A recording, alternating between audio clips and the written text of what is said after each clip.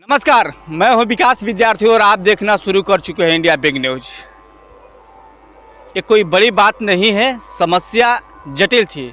Something 10 से 12 हज़ार लोगों को प्रभावित करने वाला समस्या था, लेकिन यहाँ के मुर्दे जनप्रतिनिधियों को ये समस्या दिखने और दिख नहीं रहा था। DRUCC के सदस्य बनने के बाद सौरभ तिवारी ने लगातार अपने क्षेत्र में पड़ रहे जन समस्याओं से लोगों को अवगत होते रहे। उसके बाद जन समस्याओं को दूर करने के लिए लगातार प्रयास किया और प्रयास करने का नतीजा हुआ कि यहाँ से पानी निकासी का जो प्रबंध था शुरू हो चुका है। मैं जिस जगह पर खड़ा हूँ यही वो जगह है जहाँ से पानी बंद हो गया था और लोगों को काफ़ी प्रभावित किया था। मैं सौरभ जी से बात करूँगा कि सौरभ जी, आपके दिमाग में ये समस्या कैसे उत्पन्न आया? देखिए, हमारे ऊपर जो जिम्मेदारी हमारे माननीय मंत्री जी ने दी है, रेलवे प्रबंध समिति के परामर्शदात्री समिति का जो जिम्मेदारी माननीय मंत्री अश्विनी चौबे जी ने मेरे ऊपर दिया, तो मैं उसको निभाने के लिए, चूँकि यह मामला, यह जो समस्या है, यह रेलवे का समस्या है। इस पर बजाबते यहाँ के पूर्व सरपंच रहे संजय तिवारी जी ने कोर्ट में याचिका दायर किया था। उस कोर्ट के आदेश के बाद भी कोई काम नहीं हो रहा था। रेलवे सुस्त पड़ा हुआ था, कोर्ट का अवमानना हो रहा था। मैं DRUCC मेंबर बनने के बाद तुरंत इस मामले को लेकर के विभागीय अधिकारियों से मिला और विभागीय अधिकारियों के बाद मैंने लिखित रूप से माननीय मंत्री समेत तमाम रेलवे के उच्च अधिकारियों को मेल के माध्यम से उनको जानकारी दी। और उसका नतीजा हुआ कि तुरंत निचले स्तर के जो अधिकारी थे उनको पूरी तरह से तैयार होके इस काम को शुरू करना पड़ा। यही वो जगह था जिसको भर दिया जाता था या भर जाता था जिस कारण से भी, और इसको यहाँ पे रेल की पटरी को, ट्रैक को रख के इसको सही किया गया। लेकिन इसके बाद भी केवल यही उपाय नहीं, इसको अस्थाई प्रपोजल, इसका अस्थाई निदान देने का, इसका पूरा समाधान जो अस्थाई रूप से हो, कि इसमें पाइप, मोटा वाला पाइप लगा के, और इसको वहाँ आगे जब ठोरा में जब ये पानी गिर रहा है वहाँ एक ट्रीटमेंट प्लांट लगे जिससे गंदा पानी वहाँ ठोरा में ना गिरे और वहाँ से गंगा जी में ना जाए।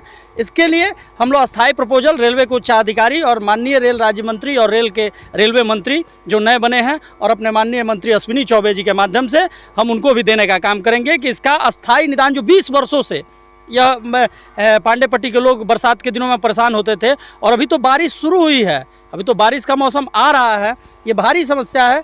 लेकिन मैं यहाँ के रेलवे के पदाधिकारियों को भी धन्यवाद देता हूँ जिन्होंने थोड़ा तेज़ी दिखाया, जो लगातार सुस्त थे इस मामले में। इसमें तो सबसे पहले संवेदक पे कार्रवाई होनी चाहिए।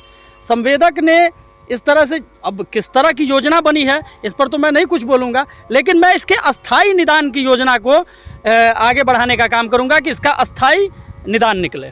क्या लगता है कि निदान निकल जाएगा? निश्चित रूप से कहा गया है कि रसरी आवत जात ते सिल परत निशान, तो निश्चित रूप से कोई काम के लिए आप लगिएगा तो वह काम आगे बढ़ेगा और वह उस काम का निर्णय निकलेगा। आपके मंत्री पर सबसे बड़ा एक दाग है, आप जानते हैं, railway overbridge, Itarsi railway overbridge.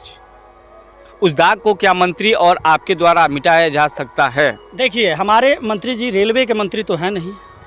दूसरा चीज़ कि रेलवे के मंत्री नहीं हैं तो बहुत सारी समस्याएं हैं, उसके लिए बहुत सारे काम हो रहे हैं और हुए हैं। कोरोना काल में काम थोड़ा स्लो पड़ गया, कोरोना काल में सारे काम रुक गए। यहाँ तक कि माननीय मंत्री के तमाम जो निधि हैं उसको भी हर जगह के सांसद निधि को वापस ले लिया गया है। तो इसके लिए हम लोग भी लगे हुए हैं और अपने प्रयास से माननीय मंत्री जी भी लगे हुए हैं, क्योंकि कोई भी अपने क्षेत्र में कोई बेहतर काम क्यों नहीं होना चाहेगा।